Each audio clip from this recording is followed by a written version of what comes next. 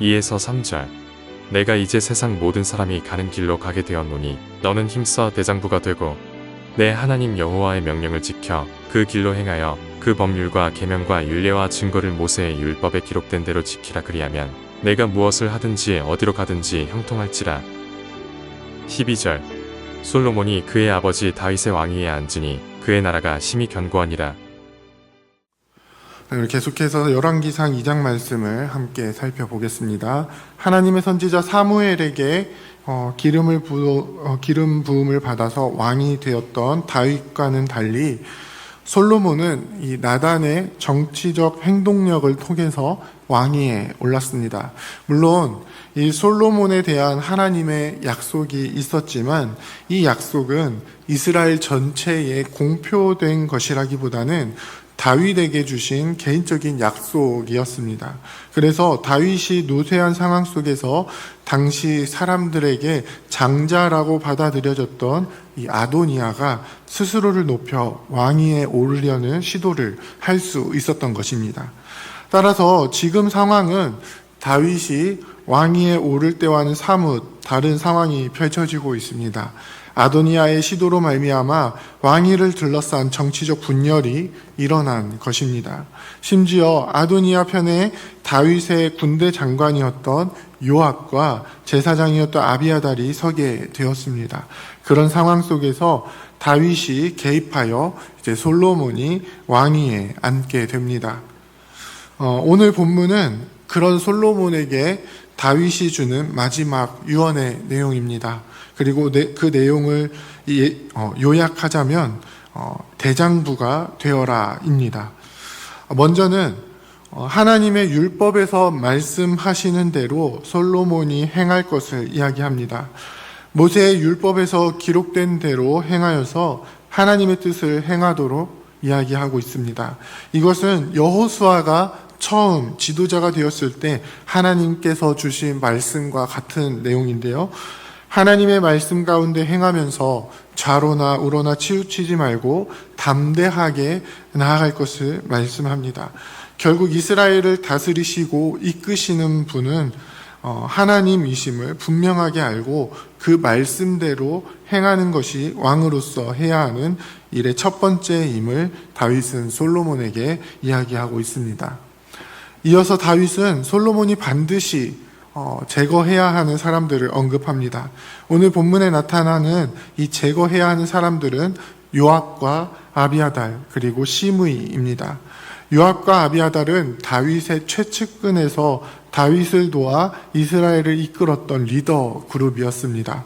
하지만 그들은 자신의 이익을 위해서, 특히 요압은 다윗이 다스리는 시기에도 평화의 시기에 피를 흘리기에 주저하지 않았던 사람이었습니다.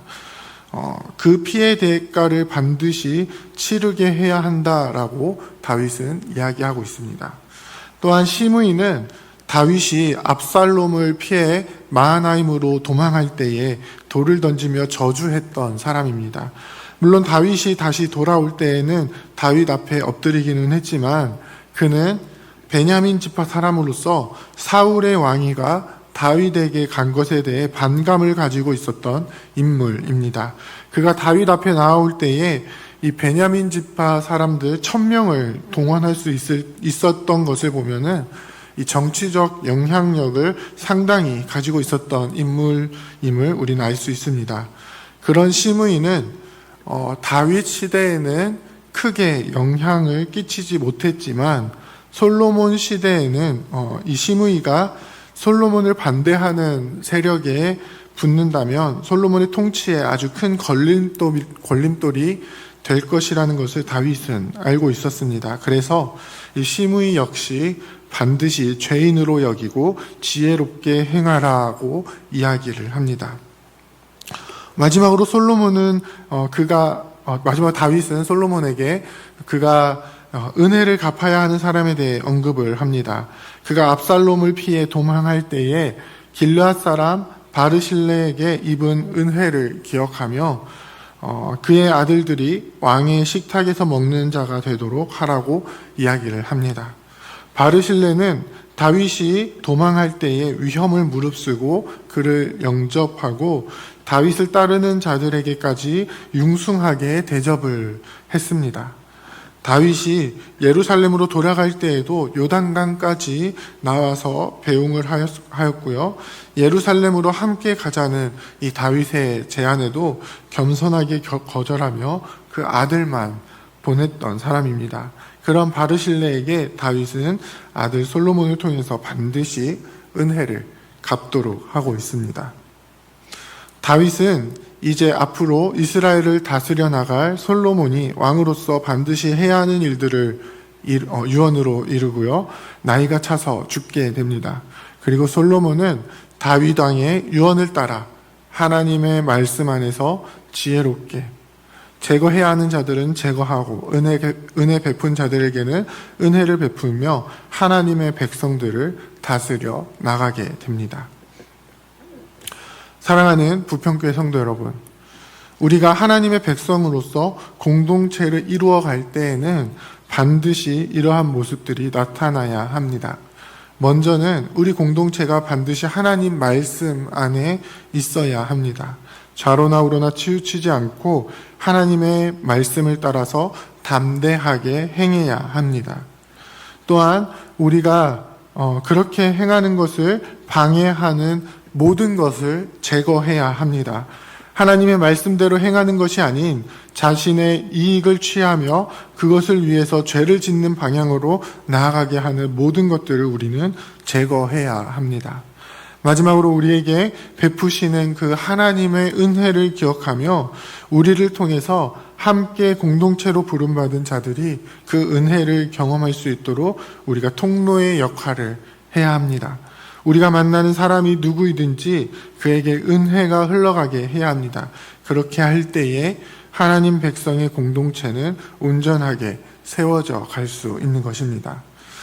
그렇게 함께 공동체를 세워나가는 우리 교회가 되기를 원합니다. 우리 교회는 지금 아주 중요한 시기를 보내고 있는데요. 그 시기를 보내는 중에 우리 자신의 이익을 먼저 생각하며 공동체를 무너뜨리는 것이 아니라 한 사람 한 사람이 하나님의 은혜를 흘려보내는 통로가 되어서 함께 공동체로 세움받은 지체들을 향해 선을 행하고 그들 가운데 하나님의 말씀이 이루어지게 하는 우리가 되기를 원합니다.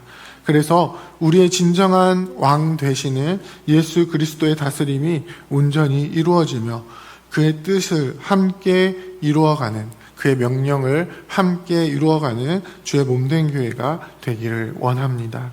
함께 주의 말씀을 온전히 붙들며 하나님의 약속을 이루어가며 이 땅 가운데 하나님의 나라를 함께 건설해 나가는, 하나님의 말씀 안에서 지혜롭게 행하며 나아가는 저와 여러분들이 다 되시기를 주님의 이름으로 부탁드립니다.